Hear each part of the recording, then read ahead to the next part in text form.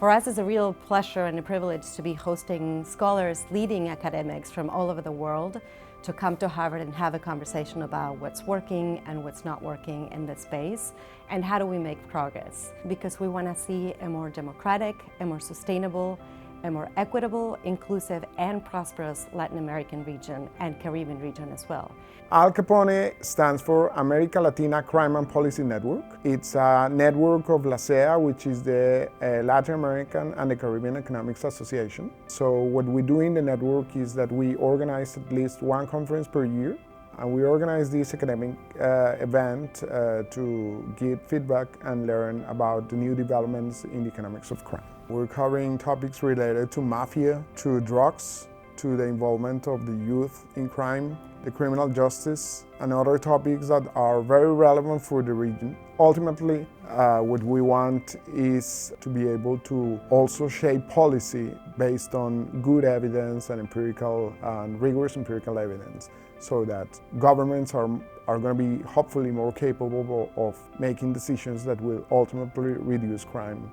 The topic of violence and organized crime in Latin America is becoming increasingly important as a major barrier to achieving everything we want to achieve in the region, from growth to higher productivity growth, to resolving persistent poverty, and to reducing long-standing inequalities. Because the groups that are most affected by organized crime and by violence in general are people who can least protect themselves against it and who have fewer opportunities beyond crime to find a way of living. Another big challenge, and I think that this is one of the things that I take away from today's discussions, including the policy discussion that we had with people who have been themselves mayors of important cities, or also people who are studying human rights, is it's the importance of the justice system. Impunity, when you have impunity, it is really hard to be able to kind of like break these cycles of violence, because if you think that nothing's going to happen in the end, then it is going to be very difficult to dissuade or to deter crime from happening. Well, I'm very glad that both Harvard, the Rockefeller Center, the multilateral banks, and the scholars are coming together to think about this issue of crime, violence, insecurity, impunity in Latin America, which is actually the largest problem that the region has. This is urgent. We have always limited resources, limited time frame, sort of structural disadvantages. It's not only that we have delinquency at the local level, but transnational organized crime.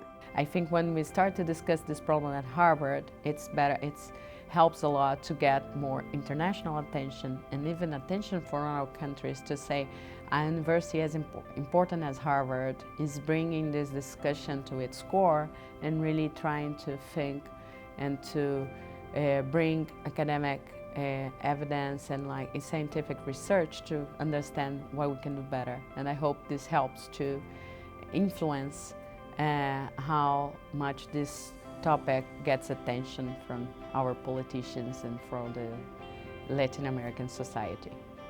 So on the one hand, we're hoping that we're going to get more people interested in doing this, in researching something that is super important for the region. And I think there are also going to be more collaborations. I think people are very keen to hear that there is the possibility of doing very serious research, given the fact that you have very interesting problems and very good data.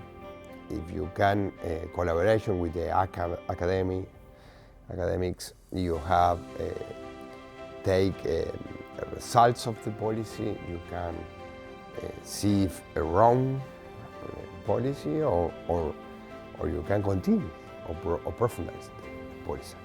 And so I would say that in general, it is really important for scholars of crime or the political economy of crime to start thinking about how can we improve the justice system.